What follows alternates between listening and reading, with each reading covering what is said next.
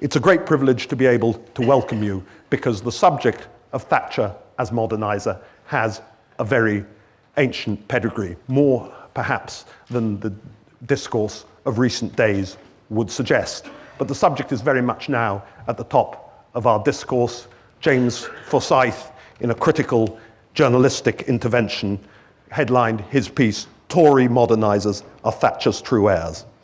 Alex Brummer, writing in the Financial Pages, described a Margaret Thatcher, a modernizer who helped put the square mile on top.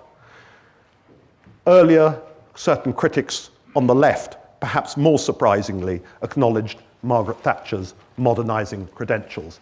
Stuart Hall, the distinguished Jamaican cultural theorist in the Marxism Today series that so influenced the left's view and reformation of their view of Margaret Thatcher. Stuart Hall described it as Thatcher's legacy as follows. He said, "Thatcherism is a project, and this confuses the left no end, that is simultaneously regressive and progressive. Regressive because in certain crucial respects, it takes us backwards. You couldn't be going anywhere else but backwards to hold up before the British people at the end of the 20th century. The idea that the best the future holds is for them to become, for a second time, eminent Victorians. But it's deeply regressive, ancient and archaic. But don't misunderstand Thatcherism. It's also a project of modernisation. It is, in my view, a form of regressive modernisation. Because at the same time, Thatcherism had its beady eye fixed on one of the most profound historical facts about British social formation, that it never properly entered the era of modern bourgeois civilization. It never made that transformation to modernity. However, Mrs. Thatcher knows that there is no serious political project in Britain today which is not also about constructing a politics and an image of what modernity would be like for our people. And Thatcherism, in its regressive way, drawing on the past, looking backwards to former glories rather than forwards to a new epoch, has inaugurated that project of reactionary modernisation. It's a great pleasure now to introduce our three speakers. It's a great pleasure to do so because two of them are former chairman of Policy Exchange. Michael Gove, our founding chairman, Charles Moore, our second chairman, and in the light of the ideological journeys which so many people have taken over the last 2 decades, who knows where it may lead Lord Mandelson to at some point in future. We do occasionally, I must out ourselves to you now, we do get notes from the whole time abusive letters because people confuse us with your own policy network of which you are president. And so we have to field off these slightly abusive letters. But Peter, it's a great privilege to be able to welcome you.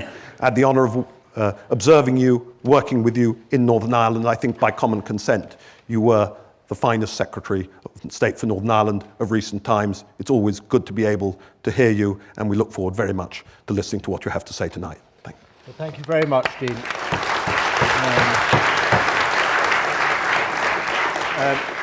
Regrettably, not everyone shares the view that I was the greatest Secretary of State for Northern Ireland in recent times. But I have given up my protection team nonetheless. And please excuse me if I stand up. When I went into politics, my mother gave me 2 pieces of advice. One was never to be photographed with a drink in your hand, and the other was never make a speech sitting down. So I would, if I may, address you standing up.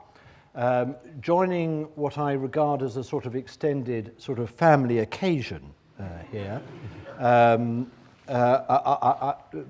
sort of wake before the wake, I don't know what it is.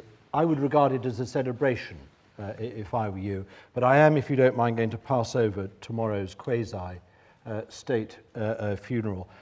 Frankly, I would have recommended against it. I don't regard Mrs. Thatcher as Churchill, which is just as well for most of you that I was never asked for my advice on this matter. And I will also pass over the hysteria of certain newspaper editors towards those who are judged to be worshipping inadequately at the shrine. I think that their approach to editing their newspapers in the last couple of weeks, and indeed generally, shows that today's equivalent of the over-mighty trade union barons are alive and kicking in what used to be known as Fleet Street. But I think the good thing that we have seen in the period since Mrs. Thatcher's passing is the extent to which her political opponents have been able to show acknowledgement of both her strengths and her towering personality. I think that is exemplary in a liberal democracy. Ed Miliband may well have had his own reasons for exalting an ideological hero going against the consensual tide and acting throughout on her convictions. He certainly set a high bar for himself. But no one, I think no one can deny Ed's ability in the House of Commons, as he showed, to rise to an occasion and speak for the country. Alas, I only had one personal encounter with Mrs. T. On the day I was appointed Northern Ireland Secretary. I was at a drinks party and suddenly felt a rather sharp finger digging into my back perilously near my kidney. I turned on my hand and encountered Baroness Thatcher, who said, "I've got one thing to say to you, dear boy," she said. "You can't believe a thing the Irish say." Nothing, she said, nothing. She said, "They're all liars," with which she turned on her heel, but adding as she went, "But you're probably tough enough to cope." So you see what a good judge of character she was. Now, I suspect I have been invited to join you as slightly the odd man out on this panel, with one question in mind, which is, did she begat New Labour and thus save my party? And the answer to that is yes and no. And either way, I would contend that New Labour differed significantly from Thatcherism, and that we were not Thatcher clones, and I will explain why. I mean, undoubtedly, she and her electoral success, with a little help from the SDP, created the external pressure that triggered the Labour Party's near-death experience in the 1980s, and therefore brought the party slowly to its senses. But did she slay Derek Hatton and the militants? No. Neil Kinnock did that. And did she invent Tony Blair? Well, no. He invented himself, obviously with a little help from his friends. And actually, it was Tony Blair, rather than Margaret Thatcher, who fully reintroduced the Labour Party to market economics. He taught us that the state and its public services could not stay as they were, and that internationally, to count for anything, Britain has to project itself in the world, and sometimes it has to intervene in the world, and that it needs armed forces with which to do so. As it happens, in the economy, and with some hindsight on my part, I think New Labour, if anything, over-inhaled on Thatcherism, because I think that ministers and markets can mix rather more intelligently and subtly than she would allow. Government, in my view, needs to do more of the pump priming and more of the heavy lifting in the real economy than both she and we recognised during our time in office. But, of course, at the same time, she was absolutely right to bring home to the country and to the Labour Party and to those of us who are creating New Labour, that in the 60s and 70s the UK couldn't actually afford rampant inflation, that state monopolies did need commercialising, that personal tax rates were too high and enterprise was too unrewarding, that deregulation can be a valuable spur to innovation and to efficiency, and of course, most notably of all, she targeted a disruptive and irresponsible trade union culture that had lost touch with its members, certainly, was economically destructive, certainly, as we had seen in the 60s and the 70s, as well as, incidentally, undermining wider support for the principle of worker solidarity in our country. But here is the economic paradox of Mrs. Thatcher, in my view, and this is the main thought I want to offer you and leave with you tonight. In my view, her failure lay in her success. In cutting back the state, as she did, necessarily, she overlooked what the state can do successfully. For example, investing in physical and human capital in our country, investing in innovation, in education at all levels, investing in research and science.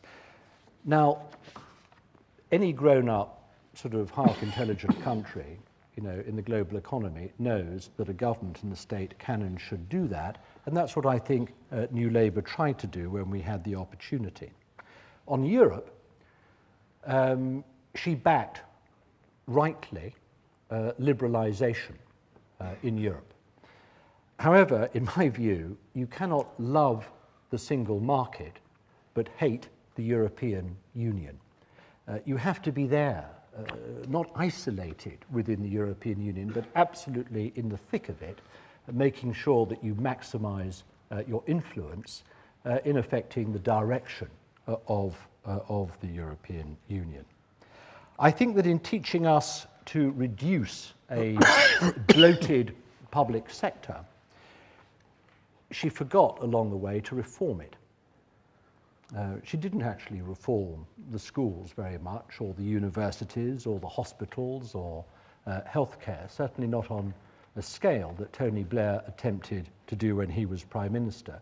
She also forgot to reform the welfare system. I mean, she expanded it greatly, but she didn't actually reform it. Now, New Labour, I think, remedied this possibly to a lesser extent in the case of the welfare system than we should have done.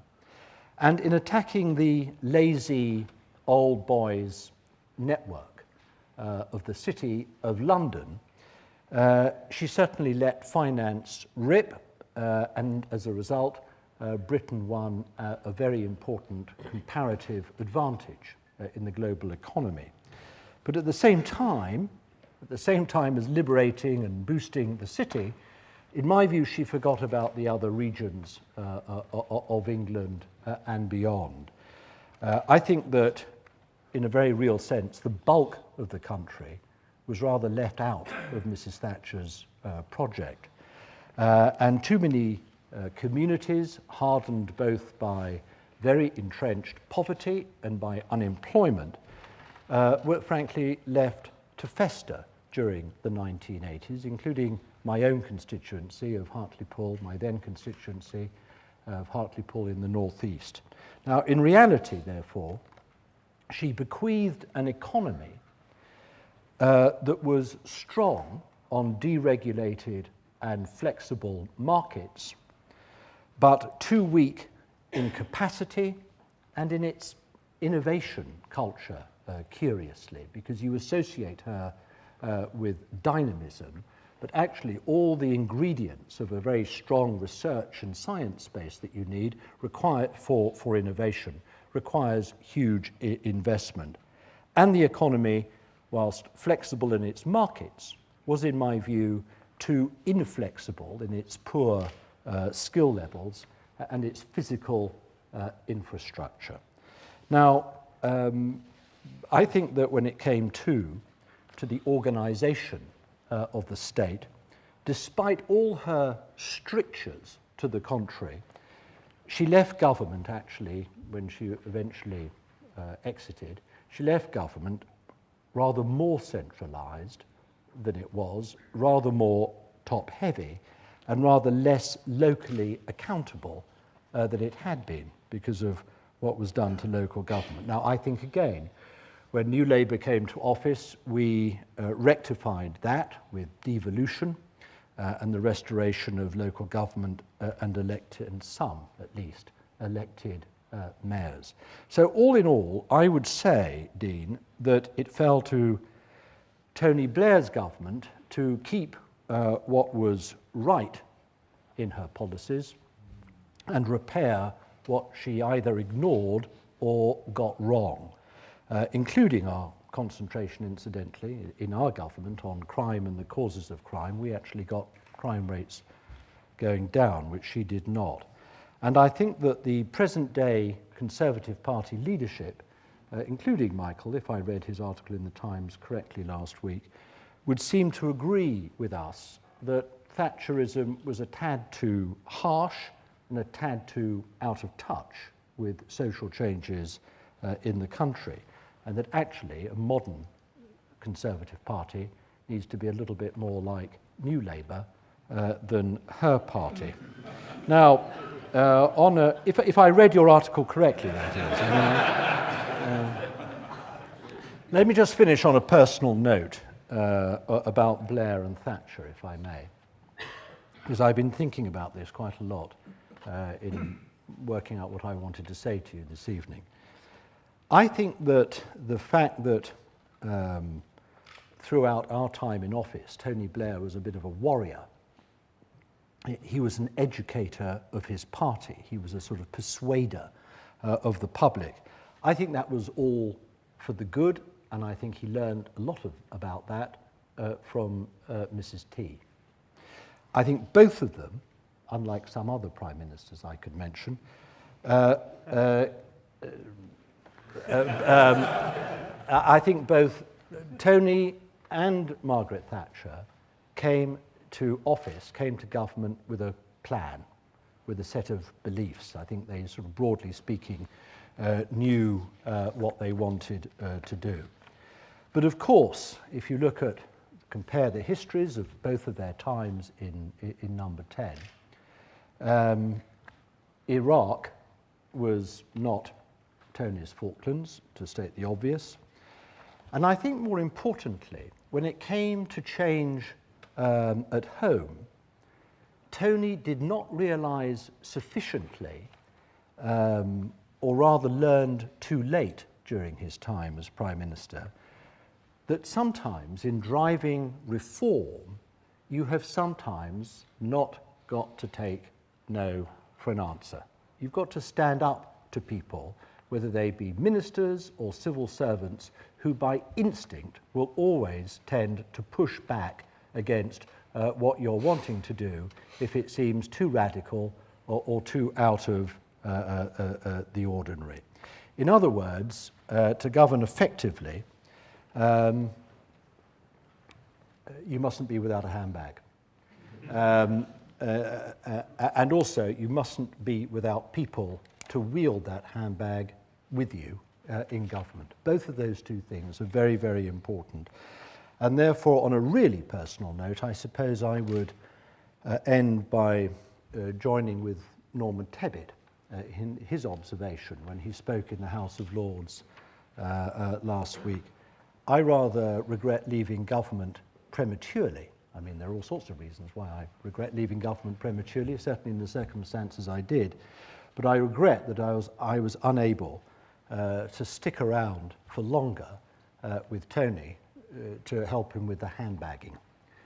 Because that, as Mrs. Thatcher showed and demonstrated during the 1980s, is sometimes what you have to do. People will call it divisive, people will call it confrontational, but having been in government, I can tell you, it is not possible to get change. It's not possible to get your way in government without occasionally being a little divisive and a little confrontational. Thank you very much. Thank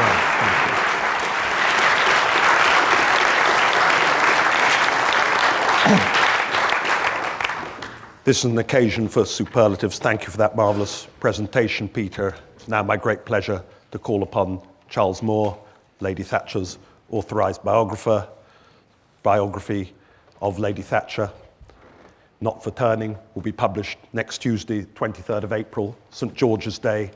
And I say, having been observing Charles over the last decade, living with Lady Thatcher in his home virtually every day and with his family, it's something which it's going to be an absolutely brilliant piece of work to rival Moneypenny and Buckle or Randolph Churchill and Martin Gilbert on Churchill. It's something really to be looked forward to. We look forward, I know you're under very strict orders from the publishers tonight, but we look forward to a little soupçon of what might be in store for all of us. Over to you, Charles.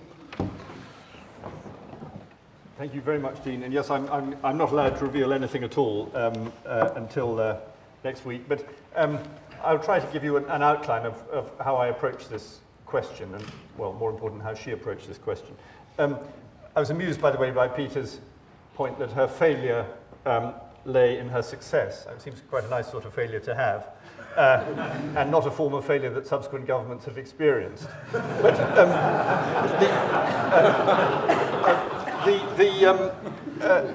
it is a very fascinating question, this is, Mrs. Thatcher, the modernizer, because it seems to me that right from the beginning, she was two things at once. She's the most conservative Prime Minister, with a small c, that we've had since the war, and also the most radical. Both those things are completely genuine in her, and they're held in a sort of extraordinary tension. And I think what happened is this, that until, for most of her early political career, she was fundamentally a conventional politician, clearly a very able one, a much more thoughtful one than most, an exceedingly ambitious one, but not somebody who thought that everything had to change. She had a basic belief that the Conservative Party would be able to do it, and it would sort of all be all right as long as you had a Conservative government. That's how she progressed for about 15 years. And then came the 1974 general election, the February 1974 general election, the who governs Britain question, the defeat of the Heath government of which she was a part. And what she realized then was the experience which of all experiences she always hates the most, which is failure. And what she had seen was the failure of the government of which she was a part, and more serious still, some profound failure in her nation, in which it really did seem that the British qualities which she has an almost mythical reverence for might be being destroyed. And it might actually be possible that this great country was simply not going to be able to work.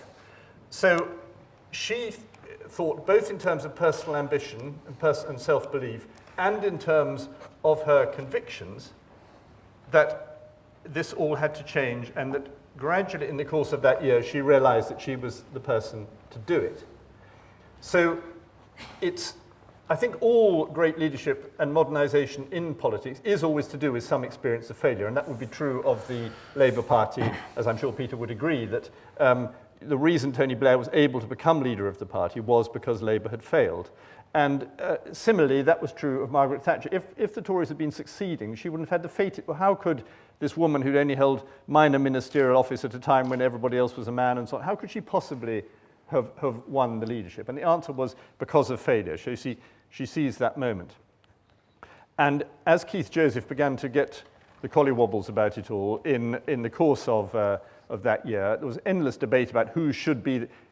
A great many people thought Heath should be challenged, but by whom and how?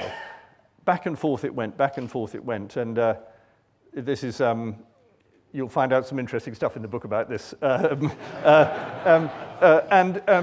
And Keith decided that he was temperamentally unsuitable, which he was, and Margaret was ready.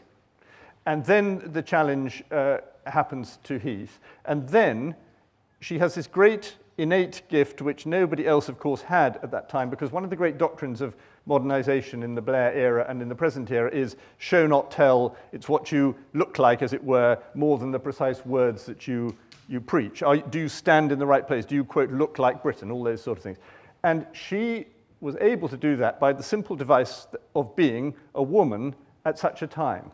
So immediately, it's all different. And there's the marvelous story in the middle of her campaign against Heath, when somebody found an interview she'd given in a very obscure, very, very obscure magazine called Pre-Retirement Choice.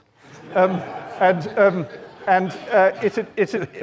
of the trade unions, the lead times for magazines in those days were about 2 months. So she'd given this interview before she was a candidate for the leadership. And then the interview came out during the campaign. And of course, nobody read Pre-Retirement Choice except her opponents in the Tory party, who somehow fastened on it. Peter Walker, I think, did the dirty work in the night. And in this interview, she said that because of inflation being so bad, as a housewife, she would go out and buy things for a good price and keep them and stock up with them. And so Walker and other people who were supporting Heath spread this out and said, Thatcher, hoarder, which is a tremendous, at that time, because of the experience of the war and rationing, a tremendously antisocial act to be a hoarder. She's a hoarder. And all the headlines came out with this, and it really threatened to derail her campaign. And lots of her advisors said, just get away from this. This is a disaster. Get away from this. But she thought about it, and she said, no, I'm not a hoarder. It's a perfectly sensible thing for a woman to buy tins of baked beans or whatever at a good price when you know they're going to jump up. So this is what I'm going to do. I'm going to invite the press, and they can see my larder. And along they came, and she opened the door of her kitchen. There's the larder, and there's I've got the full inventory of all the horrible things that people were eating in 19th century, tin peaches and green man corn on the cob and that sort of thing. And there it all was, the whole lot. And she said, that's not a hoard. This is the prudence of a housewife in an inflationary age. And it's a classic example of modernisation, in which in all these sort of people saying, well, a hoarder,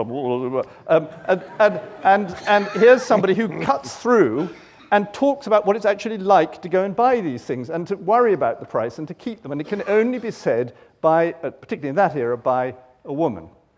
And so as soon as this comes through, the whole argument, the whole visual nature of politics changes. And there's a marvellous description in Geoffrey Howe's memoirs of the moment when she became Tory leader. And this goes to the romanticism of her as well. She comes in with, and all the Knights of the Shires sort of stand up for her at the 1922 committee and introduce her as the new leader. And he says it was like a medieval scene because all these tall, great knights who'd been in the war and things, all standing with this frail-looking woman. And she's the sort of maiden, but she's also their champion. And there's extraordinary sense of and by the way, it's not true that all the sort of country gents were against her for snobbish reasons. They liked her because they said, brave girl, she's a brave girl, and they hated Heath, they're absolutely fed up with him. So she's a brave girl, we'll support her. And that's how it went. So you had this great sense of this tradition, which she loves, of course, the romance of it all, and yet it's all new. And on she went from there. And what I think she was driven by is this absolute burning sense of failure. And what she wanted to work out was obviously how to succeed. And here I think there's a fundamental difference from her form of modernisation and the modernisation that came afterwards, because she did not have the problem that Labour had and the Conservatives subsequently have, which is a great problem with their actual party. The Conservative Party at that time was a huge mass movement, very disillusioned with what had happened with Heath, but absolutely massive membership spread all over the country, very well organised, huge social routes going right across through churches and professions. I mean, you know, even teachers in those days were Tories. And it had the experience of war behind it, the solidarity of war, the sense of the regiment, strong through all sorts of classes, not only the upper class, but also the butcher, the baker, the candlestick maker, the aspirant person, massive youth movement, just completely different from now. So she did not have to worry, as they subsequently did, about the party. What does our party look like? You know, are they too bald? All the sort of thing they talk about now the whole time. You know, it was there, and it was working for them, and it was very well organized. And it galvanized. It was ready to work for her. Constituency after constituency, local government, all the way through. And so she wasn't really thinking about modernizing the Conservative Party very much. She wasn't very interested in that. She wanted to modernize the country. She wanted to talk about what was actually wrong with the way our country was being run, particularly our economy was being run, and also because she did think globally, even at this time, what was wrong with the West? What was this disease that was afflicting the West? It was both a disease of morale and a disease of economics and a disease of competition with its main rival, the Eastern Bloc. And people forget, she was called the Iron Lady because she was confronting the Soviet Union. And it was a speech in January 1976 where it was an extremely unfashionable thing to say because the doctrine was that the thing to do with the Soviet Union was to have détente with it. And that was the almost universal doctrine. And she challenged it. She said, no, it's a dangerous regime. It's an expansionist regime, and it's an oppressive regime. And in this particular point, that what happens to people in these countries is absolutely key. It's not good enough just to talk about government-to-government type stuff and how do you contain relationships. What is happening to the people of the Soviet bloc? So she'd say whenever a priest or a writer or an intellectual or a scientist is imprisoned and persecuted in these countries, this is our concern. Not that we can promote revolution in these countries, not that we can invade them, but it matters for our civilization.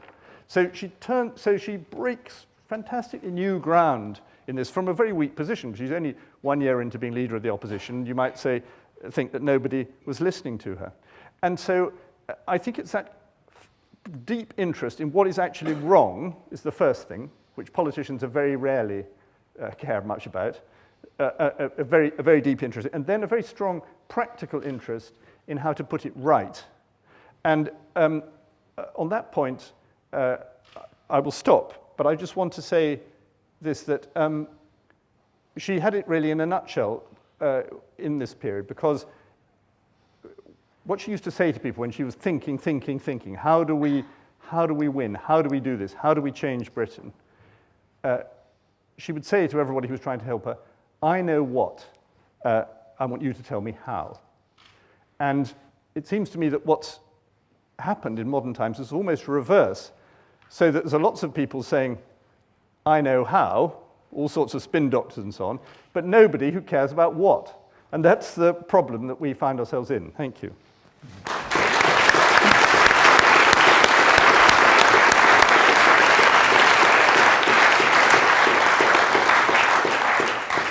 Thank you for that, Charles. It was superb. I think I'm probably now at the outer limit of what I can safely say as director of a charity in support of a commercial enterprise such as yours is now. But I think certainly we're all looking forward to reading it even more after that marvellous presentation. Michael, always welcome here as our founding father, successor 16 of Margaret Thatcher as Secretary of State for Education, viewed by many now as the most influential and effective Secretary of State since Rab Butler was President of the Board of Education. Always looking forward to hearing what you have to say. Thank you for coming.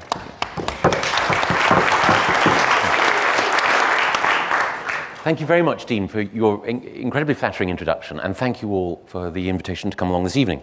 I'm very conscious that, like Lepidus next to Mark Antony and Octavian, that I'm the weakest member of the triumvirate, in that all three of us are authors, and Peter's book, The Third Man, is a gripping study of what it's like to be inside Whitehall, affecting change and driving forward a reforming agenda at a time of tumult. And I'm immensely looking forward to Charles's first volume in his Life of Margaret Thatcher, Not for Turning, which I've already pre-bought on Amazon.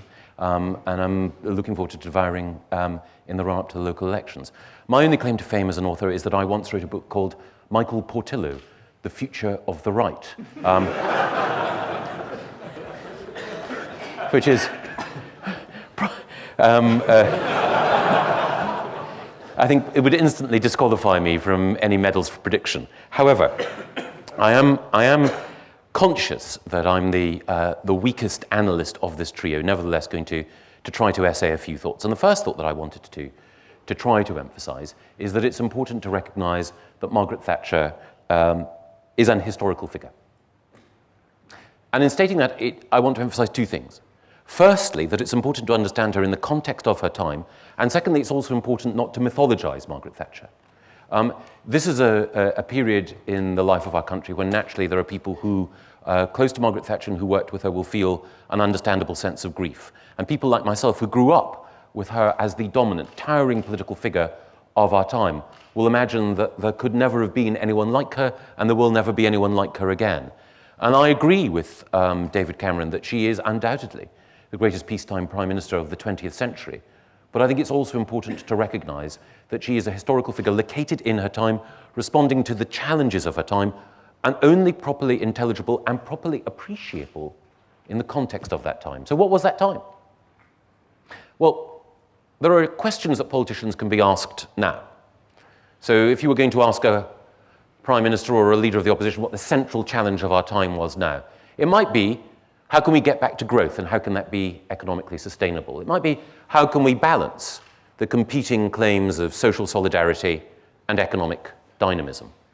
But the question when Margaret Thatcher became leader of the Conservative Party was much more basic and troubling than that, as both Peter and Charles have alluded to. The basic question was, is Britain governable? Is the country that is the mother of parliaments, the fount of democracy, any longer capable of being run by its elected Prime Minister? And think about the environment at the time. A Conservative Prime Minister, Edward Heath, thrown out of office in 1974 because he asks the question, who governs Britain? And Britain says, well, we're not sure, but certainly not you. And then in the period between 74 and 79, Labour Prime Ministers wrestling with huge problems. Our country, of course everyone knows, having to ask the International Monetary Fund for help because we couldn't pay our way. But think also of the particular challenges of the time that that government faced. Day-long cabinet meetings where James Callaghan and Dennis Healey would outline how it was that the economy might be saved, and then Tony Benn and other cabinet ministers would table alternative papers.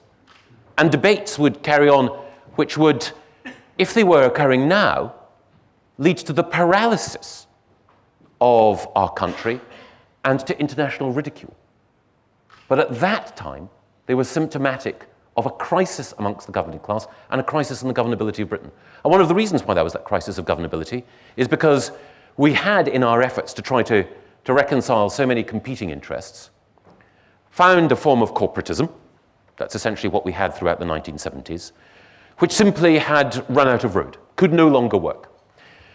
We had a Secretary of State in the cabinet for prices and consumer protection.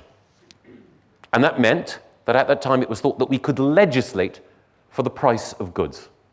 So instead of a decision over whether or not a good should be this or that price being the result of a million sovereign choices in the market, as economics has always led us to understand that it was assumed to be something that could be decided by legislative fiat.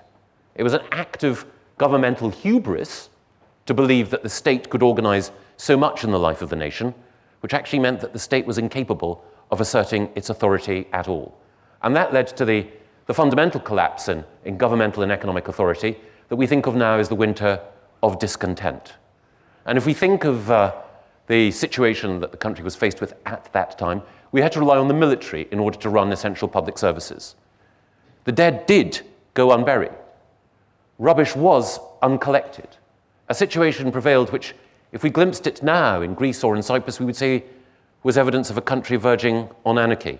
And if we arrived in an airport to discover that in any nation now, we would say that it was a third world or developing country. That was the plight of Britain in 1979. So when our Prime Minister says Margaret Thatcher didn't just lead this country, she saved it, it has to be seen in the context of the massive challenge that she undertook.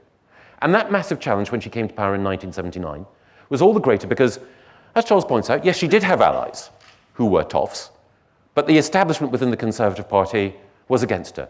She was in a minority in her own cabinet on a majority of issues. And then outside the Conservative Party, many of whom were anxiously waiting for her to fail and for the natural order of things to return, there were formidable enemies as well. Organised labour, and it's important to recognise the power and might of the trade unions at that time, and more to the point, the context in which trade unions operated. Because they weren't just a drag on our country's capacity to modernise and to generate opportunity, they were also a drag on the Labour Party at that time, because far too much power was concentrated in too few hands, and also what was a drag on the Labour Party at that time, and the capacity of the left to modernise, was the fact that there was a significant section of the left that had a sneaking regard for, or pined for, essentially a Marxist approach to the governance of this country. Now, if you use that language now, you sound like some sort of curious McCarthyite figure, excavated from, you know, the 1950s America. Reds under the bed. How can it have been so? But the truth is, we forget that there was direct communist influence in the politics of this country, that Arthur Scargill, still to this day a self-declared Marxist, was a figure of whom Neil Kinnock was genuinely in fear for a period. There was no calling out of Scargill by the Labour leadership of the time when the miners' strike was initiated. And we subsequently know, thanks to the work of archivists like Christopher Andrew and others, that the National Union of Mine Workers was in receipt of Moscow gold. At that time, there was an external threat, SS-20 missiles in Eastern Europe, the Red Army ready to roll through the Fulda Gap, Marxist thinkers in our universities, Marxist influence in our trades unions, which has now just disappeared. It's, in describing it, attempting to describe something like feudalism or chivalry or the Whig aristocracy, something that it is almost impossible for us to imagine now. But it happened in the lifetimes of all of us on this stage. And it was one of the things which, within the Labour Party, in order to modernise, there had to be a fight. That Social Democrats united around institutions like the European Union and the Atlantic Alliance at that time, because they were the symbols of the struggle to make the party of the left a social democratic party rather than something rather more extreme. And in the same way as the German Social Democrats had their Bad Godesberg moment, when they deliberately renunciated their Marxist past in order to become a reformist left party, so Margaret Thatcher ensured that actually the defeat of Arthur Scargill, the transformation of organised labour into a way of representing workers rather than representing an ideology, was the Bad Godesberg moment for the British Labour Party. And if it hadn't been for the miners' strike and the defeat of Scargill, there would have been no Peter Mandelson selected in Hartlepool and no Tony Blair. So in that sense, historically, she was the godmother, the fairy godmother, of Labour's transformation. But I think it's... You know Arthur Scargill stood against me? Yes, I do. And the best man won. But the other thing to say about that historical time, the other thing to say about that historical time as well, is that this was a time of decline when the question about the governability of Britain was also a tragic and a grim question that people faced. This was a monochrome political time, and exactly as Charles said, when you were faced with big moral challenges, the impression was that ultimately decline was going to be managed, compromise was the only way forward, and certainly when it came to the field of international relations, that détente and realpolitik would govern everything, that there was no space left for principle, for dash, for romance. Well, Margaret Thatcher, in a world of monochrome politics and black and white television, was a vivid flash of primary colour. And this figure in deep cyan blue was responsible for planting a standard around which people could rally. And at a time when politics was a matter of compromise and concession, she said, we can fight. There are certain principles which I believe you can rally behind, and we can transform this country. And there was no one else who believed that the country could be saved and who was articulating with any sense of conviction what was required to save that country. And because she planted her standard in the ground, because she decided that the country could be saved, because she took sides, she was inevitably, to use the BBC's favourite phrase of the last week, divisive. But as Prime Minister Tony Blair said, to decide is to divide. And if we think about other divisive politicians in the history of the West, Abraham Lincoln was divisive. You can't get much more divisive than a civil war. But he didn't set out to provoke, he set out to liberate and to emancipate. Martin Luther King was divisive in the sense that his letter from a Birmingham jail, written exactly 50 years ago today, was a rebuke to those who said, let's compromise on the question of civil rights, because he said civil rights delayed are civil rights denied. And he divided not just the Democratic Party, but the civil rights movement at that time. If you have a vision and you are a radical, you will inevitably divide. Not because you're spoiling for a fight, but because you believe in something and you have conviction. And that's what made Margaret Thatcher historically so significant. I talked a little bit about history. As an education secretary, I mustn't just talk about one subject, so I'm just going to say a little bit about economics and philosophy. Just on economics, there's a big debate in education. Is economics a science or is it one of the humanities? Well, Margaret Thatcher believed that economics was one of the humanities. Economics wasn't about arithmetic, about profit and loss, about the copybook and the ledger. She certainly understood and appreciated those who saw economics in that way. And she was certainly capable of galvanizing support as she held up the housewife's basket of goods and made people understand in pounds and pence what the impact of Labour policy was on their lives. But when she thought about economics, she didn't think of herself as enunciating a specific position on the basis of certain immutable laws which were driven by the logic of a particular think tank's view. She was thinking in flesh and blood terms about virtues and principles. So she wasn't a pure free marketeer. That's why she subsidized home ownership. That's why she deliberately, at certain points, did support major capital projects, from the Channel Tunnel through to the creation of the London Docklands Development Corporation.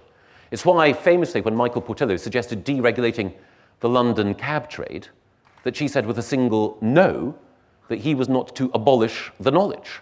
And the reason why she did all those things is that she recognized that if you're going to have a flourishing free market economic system, that needs to be rooted in real people, their instincts and their values. The desire to own a home, to feel that there's a patch of earth and soil that is your own and in which you can raise your family. The spirit of enterprise that London's cabbies, who were so many of her constituents, incarnated.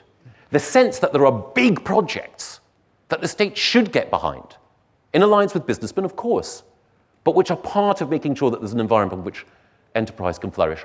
All of these were key to the way in which she saw economics. So she was certainly a free marketeer, but she understood that before markets can flourish, the instincts of thrift and self-reliance and enterprise, which are rooted in the human heart, have to be given a chance to find expression.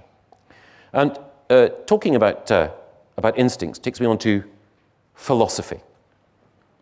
Margaret Thatcher did have a philosophy, but it couldn't be reduced to a single text. There are occasions where she would, in front of her parliamentary and cabinet colleagues, slap down a copy of Hayek's Constitution of Liberty and say, "This is what we believe." But the truth is that there was so much more that she believed in and understood. When she talked about Victorian virtues, she wasn't a student of the work of Gertrude Himmelfarb, but she understood instinctively that the Victorian era was historically inspiring because political leaders built institutions which made Britain great. And that it was during the Victorian era that we had the establishment of universal education, that we had the emancipation of the population through the Reform Acts, that we had the great changes which ensured, from the Corn Law repeals onward, that we created a modern industrial society. So she looked back at a time of optimism and growth and saw that as part of the philosophy she believed in. And it was her capacity to draw lessons from, yes, philosophers, but also historians and history, which made her such a powerful advocate. And it's remarkable that even at the end of her premiership, when she was discussing our relationship with Germany, that the people that she brought together in Chequers were not representatives from the CBI or people from the Foreign Office, though, of course, their voices were given the respect they deserve. The people that she had there were historians. Professor Norman Stone and others were debating around that table. The people whose company she sought out as not quite light relief, but a contrast and a complement to politics, from Hugh Thomas to Alfred Sherman, were thinkers who were engaged with ideas and the past in a way which illuminated the challenges of the present. And that brings me to my final point. If we are to appreciate Margaret Thatcher as a towering historical figure, then we need to recognize that the challenges that she overcame, and indeed Peter is right, she was in some respects the victim of her own success. The challenges that we face now are very different from the challenges that she faced then. When she came to power, Britain was, in some respects, a more homogenous society. It was the case that there were more families where there was one male as the breadwinner, often employed in traditional heavy industry, the head of a nuclear family unit. And it was the case also that the gap between rich and poor was smaller, partly because our economy was contracting.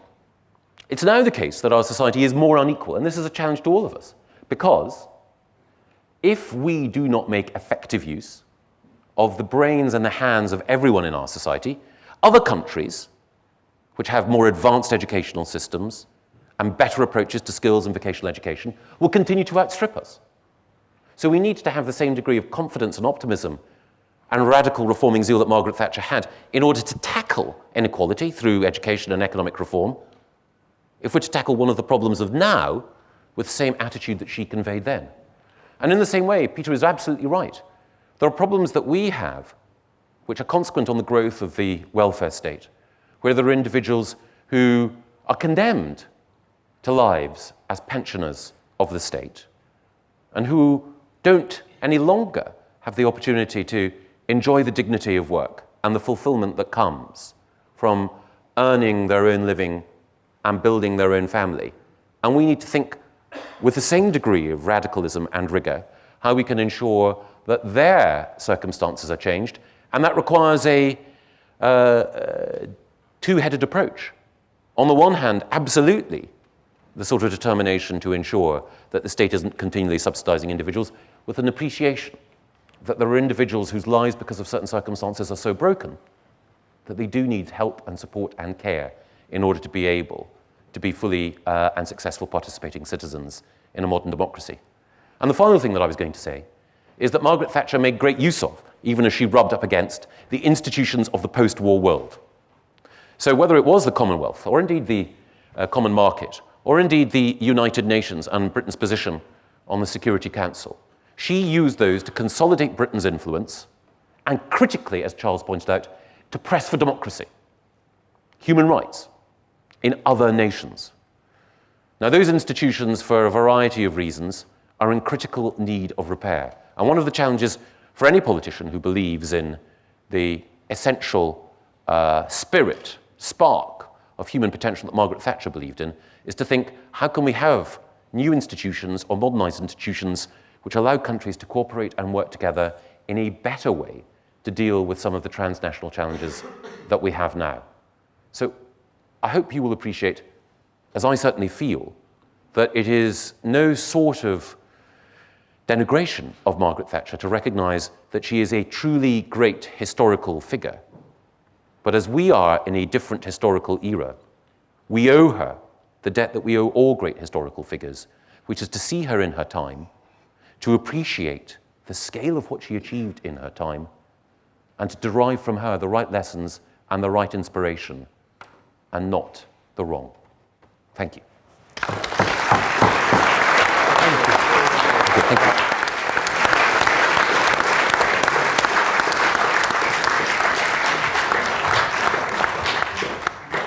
Thank you, Michael, for that superb presentation. Now just all our panelists have kindly agreed to answer questions for a few minutes, so if I can throw it open to the floor. No question too outrageous, you simply have to give your name and organisation. That's the House rule. Gentleman there, name and...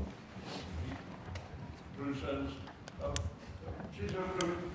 The debates about Margaret Thatcher will rage for hundreds of years. I think as long as Britain is an important country, people will be arguing about her.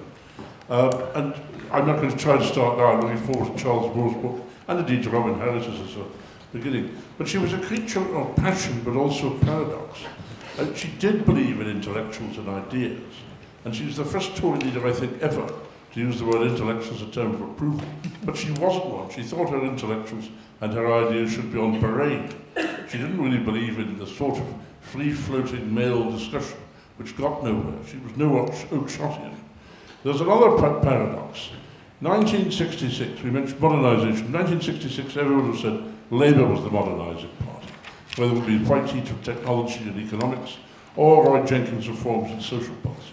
13 years later, all the economics has failed, and we have Jim Callaghan, who has the social instincts of a chief petty officer.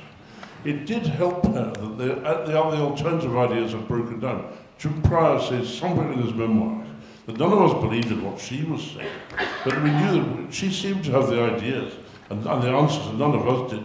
So we may as well let her have a go. One final point. Michael, I'm surprised you regard Marxism as a wasm rather than ism, because you must be confronting it every day as you go about your work. one of her great failures was education. Alas, there's no reason to believe that the average child in a state school was getting a better education in 1990 than in 1979. You're there to put that right. You're there to counter the Gramscian revolution, the long march through the institutions, which the Gramscians believe that Marx isn't dead. He's just going about his operations in a covert fashion. You are the anti-Gramscian who is to rescue education and with it the British economy. Is that a question?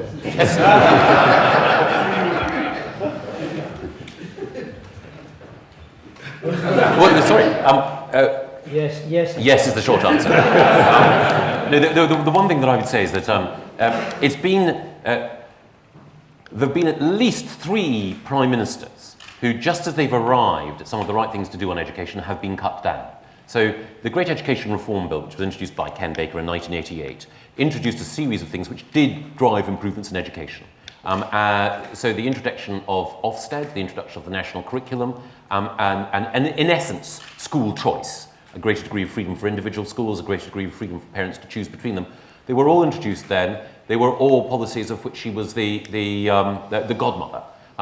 Unfortunately, there was a period immediately after her defenestration when a number of accidents meant that the Department for Education went awry. It was just towards the end of John Major's period in office when the number of grant-maintained schools was increasing and there was a sense of renewed momentum for education reform. Then it stopped dead. And then there was the period, the golden period, when Tony Blair introduced the Education White Paper in 2005. And we had consensus across the front benches about the need for education reform. And then, unfortunately, thanks to the most lily-livered and disreputable coup in British politics, the revolt of the PPSs against the Prime Minister, a group of Lilliputians brought down Tony Blair just at the moment that he could make a real difference to the education system. The great thing about David Cameron is that he hasn't hung about in reforming education, and I've been lucky that he's been so determined to hit the ground running. Charles, did you want to say anything on that in response to Bruce? I couldn't improve on Bruce's wonderful disquisition, nor could I wholly understand it, so I won't say That exchange was all pre-choreographed, by the way, just so you all. Gentleman at the back.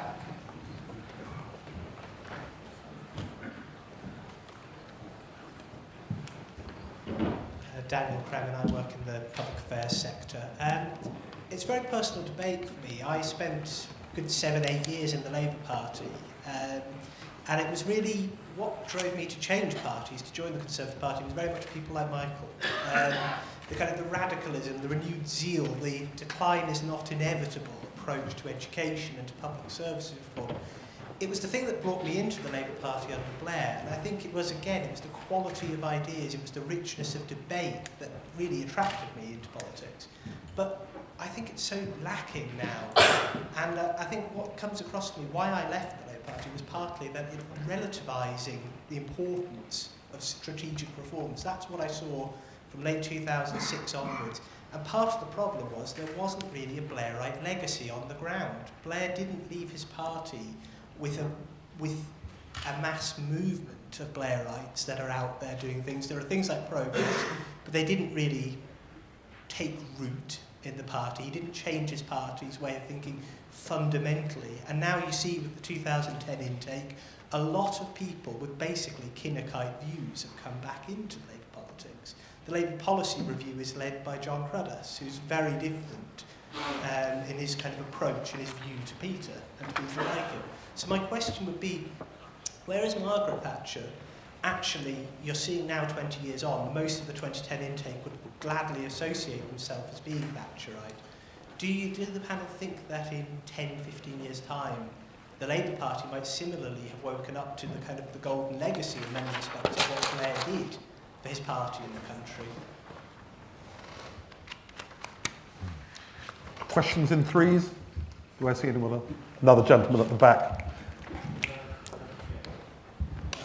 Andrew Jimson from Conservative Home. I wonder whether any member of the panel finds the word modernisation vapid and incredibly tiresome, and actually wrong, and one reason why modern politicians mostly sound so inauthentic. Thatcher's greatness was to recall the Tory party to its true self, and that is what any great politician surely does.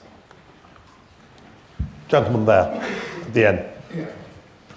She isn't a historical figure already, is she? Because so many of the challenges that we face now emanate from that period. Taking up Lord Mandelson's point about investment, and after you finish the Eurotunnel and the LDDC, you run out of all this pretty quickly, certainly up north. Isn't the fact that despite her reputation as a prudent housewife that she played to thrift, saving, and so on, the revenues of North Sea oil were actually wasted in consumption and not spent as they should have been, as Norway has so sensibly done with its sovereign wealth fund, in investment.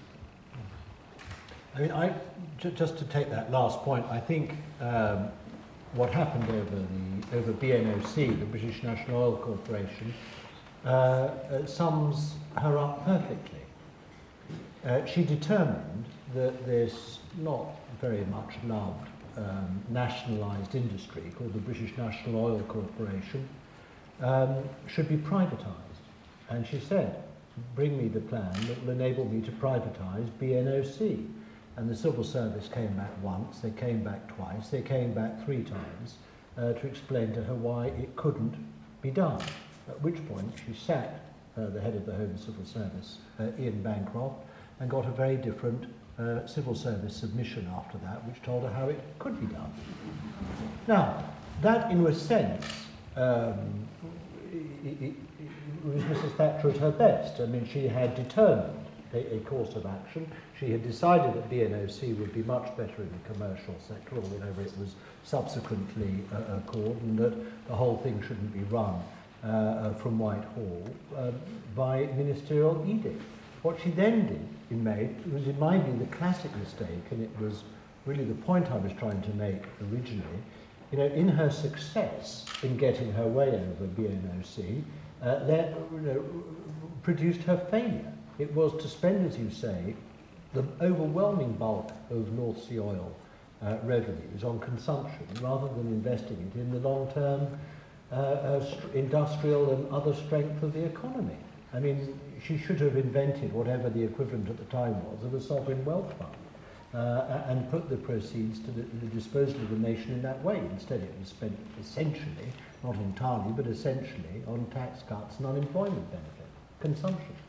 I think that does tend to sum her up, in my view, if you accept my view of looking at her economic record and legacy. Michael. Sorry, Michael. Sure. I think that, again, one of the things I'd say is that before we understand Mrs. Thatcher's economic legacy, we need to understand the legacy which she inherited. And there were a number of economic decisions which were taken, which became immensely difficult for her to deal with. One that I know about, which was essentially the emasculation of Scotland's industrial heartland. And it still resonates to this day as painful in Scotland and damning of Conservatives in the eyes of my fellow Scots. However, many of the decisions that had been taken, including by previous Conservative governments, including by people like Harold Macmillan, about the location of steel plants like Ravenscraig and car plants like Linwood and so on, were taken for admirably paternalist reasons, but they were what economists would call the misallocation of capital. And for that reason, there had to be a very, very painful process of seeing those industries essentially, well, it was painful. But until those problems were dealt with, then you couldn't have a more rational allocation of capital to follow. And I think that it would have been, for a host of reasons, particularly when you wanted to ensure that the private sector was allocating capital wisely, if the state had taken a huge slice of that capital to allocate itself, it would have meant that you would continue to have some perverse decisions taken. Just on Andrew Jimson's point, one of the great things about British, perhaps even particularly English, but I hope British Conservatives, is that they are modernisers without knowing it. In the same way, I'm trying to think what the correct analogy is in another area. I won't. In the same way as, in Molière,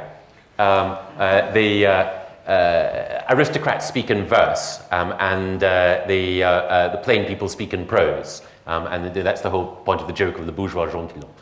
Anyway, the thing about British conservatives is that even though they don't realise it, even though they think they're being incredibly traditional all the time, they are in fact modernisers and have always been. And the history of successful British conservative politicians has been that they have presided over change, far more convulsive and revolutionary change than people on the left have ever presided over. Change, I think, generally for the good, and that's the difference between British conservatives and European conservatives, because they tend to be overwhelmingly reactionaries, which is why there are very few successful European conservative parties. They tend to be Christian Democrat parties, which are a very different thing. So vote David Cameron. That is always the answer to every question. Charles Moore. Yes, on the Andrew Jimson point, I disagree with Andrew's concept of the true self of a party. It seems to me that it's putting the cart before the horse, or if that's the right phrase. The party is only supposed to be some sort of mechanism for bringing together the opinions and interests of large groups of people. It can't have a true self. And if you start thinking of the true self of a party, which party activists always do, you narrow yourself. And you cease to be able to address the problems of the age. Now, Mrs. Thatcher had a burning faith in the Conservative Party, as a matter of fact, but she did not simply think, what's right for the Conservative Party, we must go on doing whatever it is we're so marvellous at. Quite the contrary, she thought it had all gone wrong, and they had to do something else. And in particular, they had to reach out to people who did not, at that time, typically vote Conservative. And the reason, she's very much thought of now as a true blue, and in many ways she is, but the reason she won the 79 election, and indeed the 83, is that she was talking to people who traditionally voted Labour, who were absolutely fed up. So she had the shires in her pocket anyway. What she was reaching out to was the Luton car worker, the famous C2, the person who was probably in a trade union, but absolutely fed up with the trade union leadership. That sort of, or the person who would like to start a business but couldn't afford it. The person who wanted to own a house but hadn't yet managed to get the money to get the mortgage, or was in a council house that he couldn't buy. So she was not at all sticking by the true self of the party. She was reaching out beyond it. There's the question at the back, which actually nobody's mentioned, I thought was very interesting, and it's a sort of complaint, I think, about the way politicians look at things now. I think you have to be fair to politicians about what time it is that they live in, and really that's what one's talking about with modernisation, is do you see, it says in the Gospels that you should see the signs of the times. It's not a bad thing to see the signs of the times, but you have to see what those signs are and work on them. Mrs. Thatcher would have been an extremely bad politician in the 1990s because she couldn't cope with the good times that she had herself brought about. Because she was a natural person for trying to sort out a massive problem. And if there wasn't a massive problem, she had psychologically to pretend that there was. So it was perfectly understandable and good thing for Britain that we had a different set of politicians in the 1990s. But the problem often is in politics that the political leaders are out of sync with what's actually happening. And I still think that the politicians of all parties at this time, though they speak of modernisation, have not modernised, because the question now is, is there a crisis of capitalism? Is there a real deep problem, basically an economic problem, but partly a representational democratic problem, about how we run our countries? And no political leader at present, anywhere virtually that I can see, is talking about this. They're going to tremendous lengths not to talk about it. So all the political leaders are speaking as if this was still about 2003, whereas we have now had the most stupefying banking disaster and crash of probably ever, actually, conceivably, arguably ever. And so I think the times are now propitious for whatever is the 21st century equivalent of Mrs. Thatcher. We are waiting for the person who's brave enough and clever enough to rethink the situation we're in. That's what she did 30 years ago. Thatcherism, in its precise form that she articulated, won't do it today, but it'll do some of it. But for sure, that's the sort of leader we need, and the sort of leader we don't seem to have got. Sounds like a tend to be a very balanced biography, Charles. One last question, James Forsyth, and then if I can ask our panellists. Can I just take up Peter's barb there? It wasn't a barb. It was a commendation. I just want to say this is one of the slightly annoying things about the character of the debate in the last week, very much set up by the BBC, is that you have to be very for Mrs. Thatcher or very against her. And I felt that until her funeral has taken place, it's a point of honour, really, to defend her against these wretched people. But in the longer term, and seen historically, of course, what I'm doing is writing a biography, which is in many respects highly critical, and which tries to look at her as a historical figure rather than having a fight all the time. Yes. But I feel this week, I didn't want this fight between death and funeral, but we've had it, and so we better win it.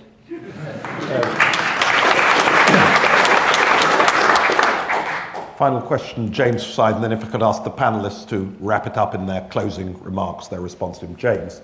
Both Labour and Conservatives have ejected their most electorally successful leaders. When they did so, do you think they were more scared about them winning the next election than losing it? And is there any way for a political party to avoid the poison that that injects into its bloodstream for a generation? Charles. Well, I claim to be the first person to have advanced this theory in the press, but so I'm very pleased to hear it, which is that the reason that the Tory leadership wanted to get rid of Mrs. Thatcher in 1990 was not because she would lose the next election, but because she would win it, and then they wouldn't ever get their chance. That was what they were really frightened about. That's not true of the rank and file. They genuinely believe they would lose the election because of the poll tax, but the leadership thought that she was wrong about Europe. They wanted to get her out because of Europe, and not really the poll tax. And they thought, our time has come, let's get rid of it, we can't stand it any longer. And if she stays, if we don't get rid of her now, she might actually win next time. And then what on earth will happen to us 4 times on the trot? So yes, I think there's a lot of truth in that, in what James is saying. Michael. I began with a reference to 3 characters from Julius Caesar. And actually, I think the best answer to your question, James, is to look at what happened to Julius Caesar.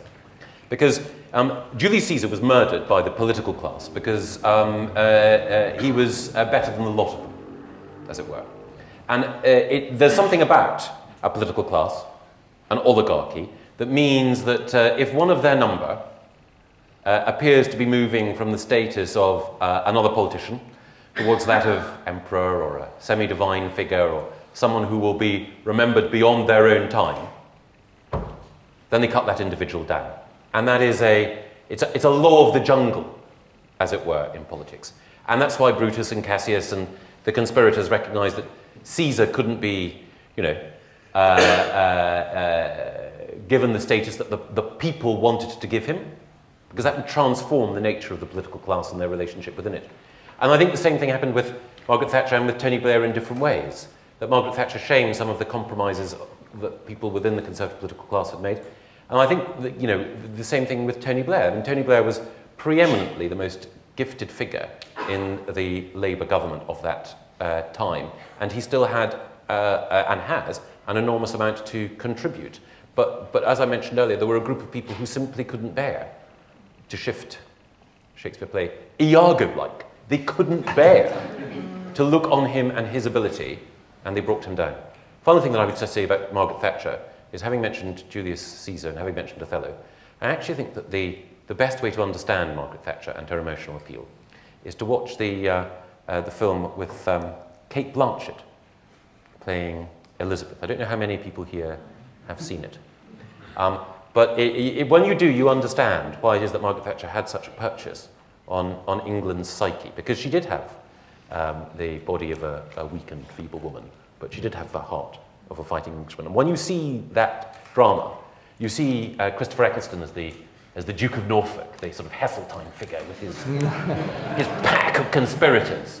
And there are marvellous scenes where you see all the conspiracies moving towards her, and how she proves herself with 1 or 2 sort of trusted figures.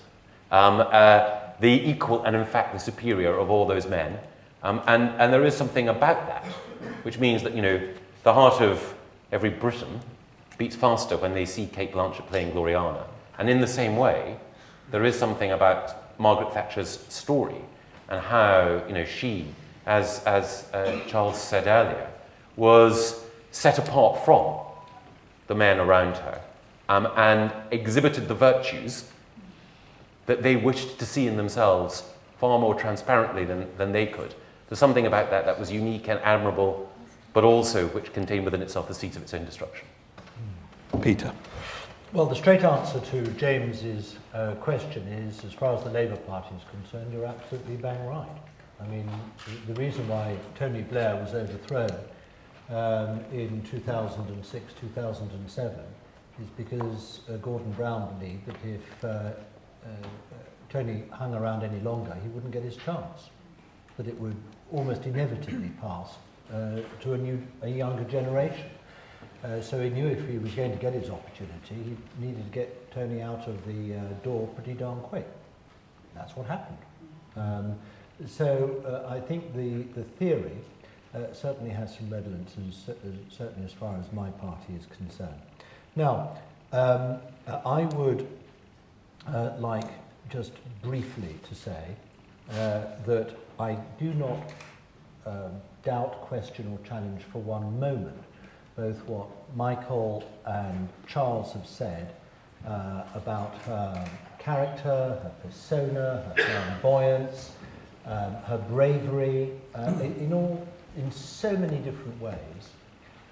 She was a politician who was way above her fellows, ahead of her time, and certainly, as we've dwelled on already during this panel, as far as the trade unions are concerned, able to resolve a key issue that had dogged British politics and its economy throughout the 60s and the 70s. At the end of the 60s, Harold Wilson took on the trade unions over in place of strife and was forced into retreat. I remember arguing with my geography teacher at school about the necessity for the Prime Minister to persist within place of strife, and that was the day before, led by Roy Jenkins and Jim Callaghan, as it happened, the Cabinet collapsed, the Prime Minister was defeated, and the trade unions ruled another day. And then, of course, Ted Heath and Geoffrey Howe with his bill made exactly the same attempt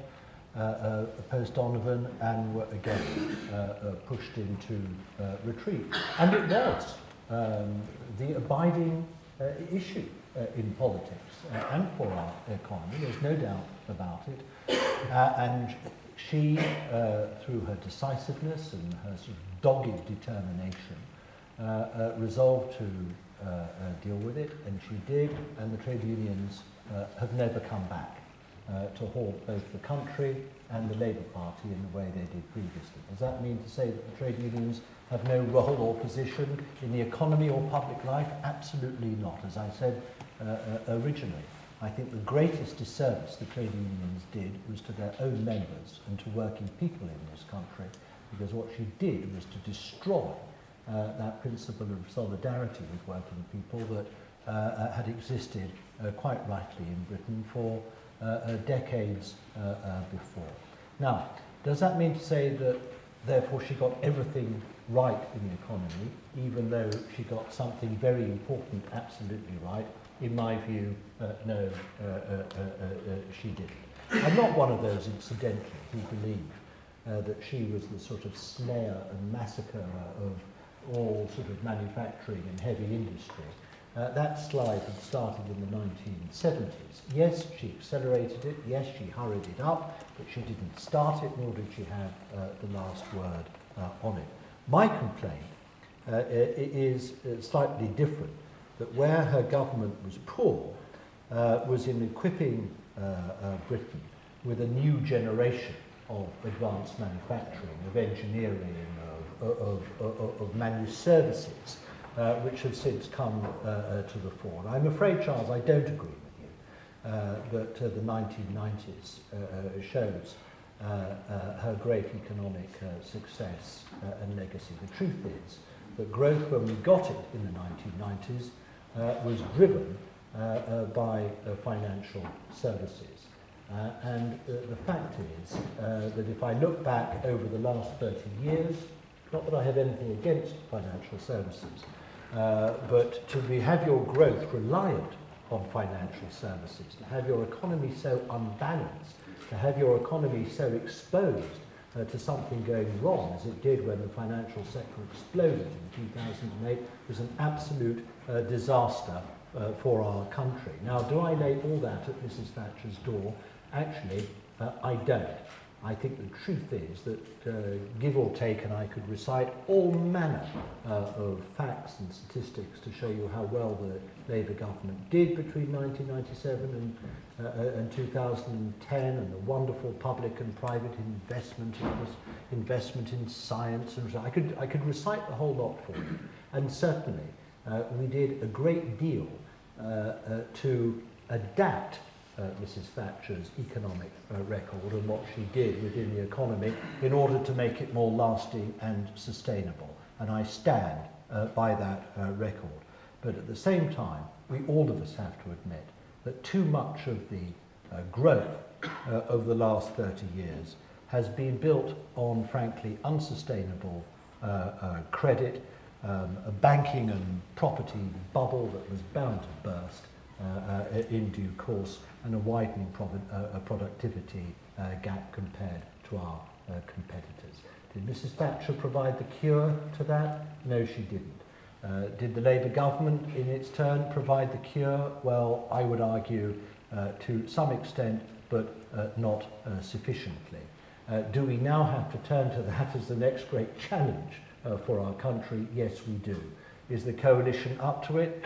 I would say, actually, in many of the things that the coalition is doing, on a good day it is, because I happen to believe that what the government is doing, both in the business department with the backing of the Treasury, is backing public and private investment in precisely the sorts of things that I would like to see built up in our economy. It is putting emphasis and putting the government in a position where it can indeed do some of the heavy lifting and the pump priming, as I called it, to strengthen the capacity of our economy. Is it doing it enough? No, it isn't. Could it be doing it more? Yes, it could. But is it the end of the world? Well, no, not yet. But somehow, we have got to recognise both the strengths and the weaknesses of our economic performance over the last 30 years and resolve yet again, as we did in the 1980s, to do something about it. And it is going to require a darn sight more than simply standing up to the trade unions, as Mrs. Thatcher did so effectively and necessarily in the 1980s.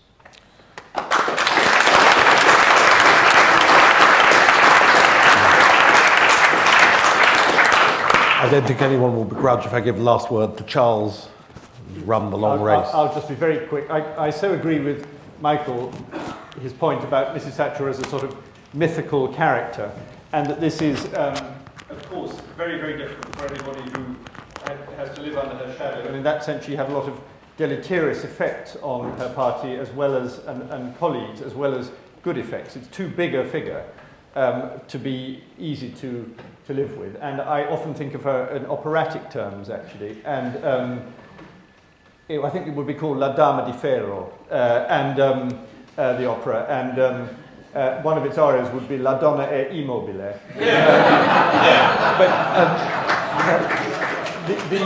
But I won't say more than that because we've gone on long enough, and there was a famous occasion at the Institute of Economic Affairs when they were congratulating themselves on something at some dinner, and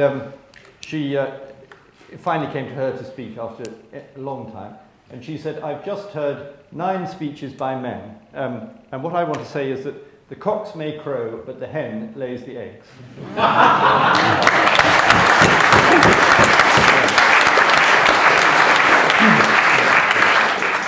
Thank you, everyone. I think that is the last word.